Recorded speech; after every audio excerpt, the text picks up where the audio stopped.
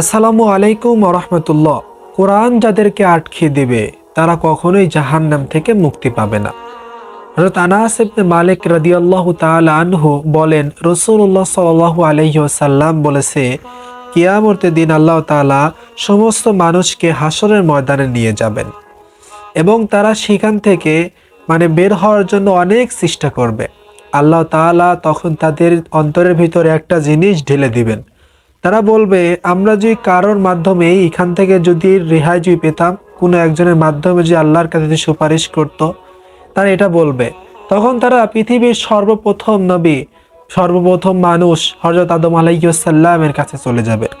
হযরত আদম আলাইহিস সালামের কাছে যাওয়ার পর বলবে, সবাই বলবে, আদম আলাইহিস সালামের কাছে বলবে যে আপনি তো আদম, সমস্ত মানুষের তো পিতা, এবং আল্লাহ সুবহানাহু ওয়া তাআলা আপনাকে নিজ হাতে সৃষ্টি করেছে এবং তিনি আপনার রূহ ফুঁকে দিয়েছে আপনার অন্তরে, এবং আপনাকে ফেরেশতাদের নির্দেশ দিয়েছে, অজান্তে ফেরেশতারা আপনাকে সিজদা করেছে।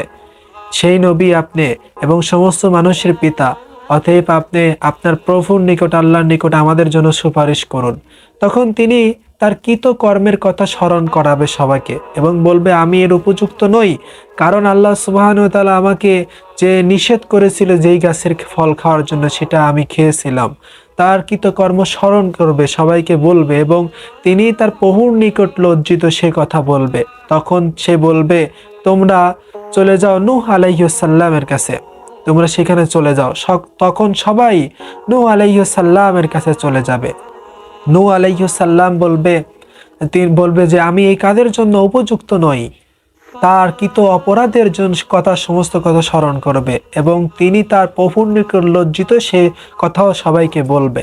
তখন তিনি বলবেন, তোমরা চলে যাও ইব্রাহিম আলাইহিস সালামের কাছে, যাকে আল্লাহ তাআলা খলিল বানিয়েছিলেন, একান্ত বন্ধু বানিয়েছিলেন, তার কাছে তোমরা সবাই চলে যাও।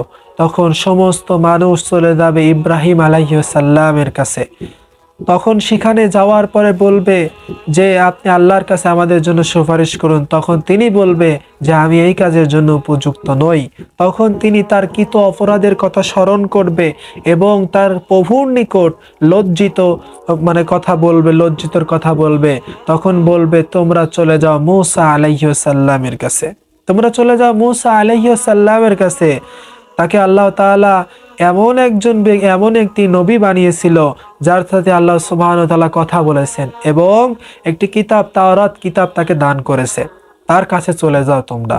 তখন মূসা আলাইহিস সালামের কাছে সমস্ত মানুষ চলে যাবে।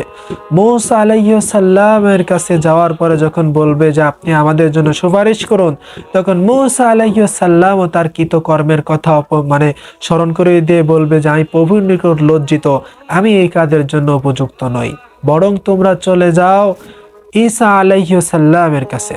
তখন ঈসা আলাইহিস সালামের কাছে সমস্ত মানুষ চলে যাবে। ঈসা আলাইহিস সালাম বলবে যে আমি এই কাজের জন্য উপযুক্ত নই, বরং তোমরা এমন একজন ব্যক্তির কাছে যাও, এমন একটা নবীর রাসূলের কাছে যাও যার আগে কোনো গুনাহ নেই এবং পরেও গুনাহ নেই, সমস্ত গুনাহ মাফ করে দেওয়া হয়েছে। তিনি হচ্ছে মুহাম্মদ সাল্লাল্লাহু আলাইহি সাল্লামের কাছে তোমরা চলে যাও, সেখানে গিয়ে বলো।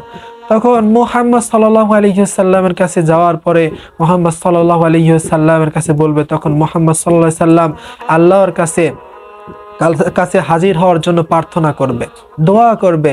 তখন দোয়া আল্লাহ সুবহানাহু ওয়া তাআলা কবুল করবেন এবং সঙ্গে সঙ্গে সেখানে যাওয়ার পরে আল্লাহর সামনে সিজদায় লুটিয়ে পড়বেন। এবং হাদিসের ভিতরে আসছে, আল্লাহ সুবহানাহু ওয়া তাআলা যতক্ষণ চাইবে ততক্ষণ পর্যন্ত তিনি সিজদায় অতক্ষণ থাকবে।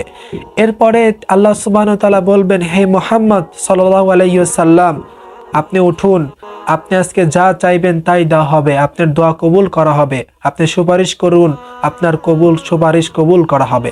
তখন এই কথা বলবে, তখন মুহাম্মদ সাল্লাল্লাহু আলাইহি সাল্লাম সিজদা থেকে উঠবে এবং তার যে সুপারিশে তিনি সমস্ত কথা আল্লাহ তাআলা এমন একটা বাক্য তাকে শিক্ষা দান করাবে, সেই প্রশংসার বাক্য তিনি উঠেই বলবেন এবং আল্লাহর কাছে সেই সমস্ত মানুষের জন্য সুপারিশ করবে যারা কোরআন এবং হাদিসগুলো মেনটেন করেছে। এই সমস্ত ব্যক্তির জন্য আল্লাহ সুবহানাহু ওয়া তাআলা সুপারিশ করবে এবং তাদেরকে সেই দোজখ থেকে জান্নাতে তাদেরকে প্রবেশ করাবে। এরপরে আল্লাহ রাসূলুল্লাহ সাল্লাল্লাহু আলাইহি সাল্লাম আবার পুনরায় আসবেন এবং আল্লাহ সুবহানাহু ওয়া তাআলার সামনে আবার সিজদায় লুটিয়ে পড়বেন। আবার ওই একই আল্লাহ সুবহানাহু ওয়া তাআলা বলবেন যে আপনি উঠুন, আপনি যা চাইবেন তাই দেওয়া হবে। এবার রাসূলুল্লাহ সাল্লাল্লাহু আলাইহি সাল্লাম উঠবে, আল্লাহর প্রশংসার সেই বাক্যগুলো আবার বলতে থাকবেন। এরপরে বলার পরে সেই মানুষের জন্য সুপারিশ করবে। এরপরে আবার তিনি যাবেন দোজখ থেকে সেই সমস্ত মানুষদেরকে জান্নাতে প্রবেশ করাবেন। আনাস রাদিয়াল্লাহু তাআলা হাদিসের ভিতরে বলেন, রাবী বলেন যে আমি রাসূলুল্লাহ সাল্লাল্লাহু আলাইহি সাল্লামকে তৃতীয় অথবা চতুর্থ বার আমার জানা নেই তিনি আর বলেছিলেন। এরপর রাসূলুল্লাহ সাল্লাল্লাহু আলাইহি সাল্লাম বলেছেন যে রাসূলুল্লাহ সাল্লাল্লাহু আলাইহি সাল্লাম বলেছেন যারা কুরআন আনে, যাদের কুরআন অনুযায়ী যাদেরকে দোজখ একবার নির্দিষ্ট করে দেওয়া হয়েছে, নির্ধারিত করে দেওয়া হয়েছে, সেই সমস্ত ব্যক্তি ব্যতীত আল্লাহ সুবহানাহু ওয়া তাআলা আর কেউ বাকি নেই, সমস্ত মানুষ জান্নাতে। এখন সবাই অনেক হাদিসের ভিতরে আসছে, অনেক রাবী বলেছে যে তারা চিরস্থায়ীভাবে জাহান্নামী হবে, নাউজুবিল্লাহ। এই জন্য আমরা কোরআন এবং হাদিস মানব, সুন্দরভাবে পালন করার চেষ্টা করব। আল্লাহ সুবহানাহু ওয়া তাআলা আমাদের সবাইকে তৌফিক দান করুক। আসসালামু আলাইকুম।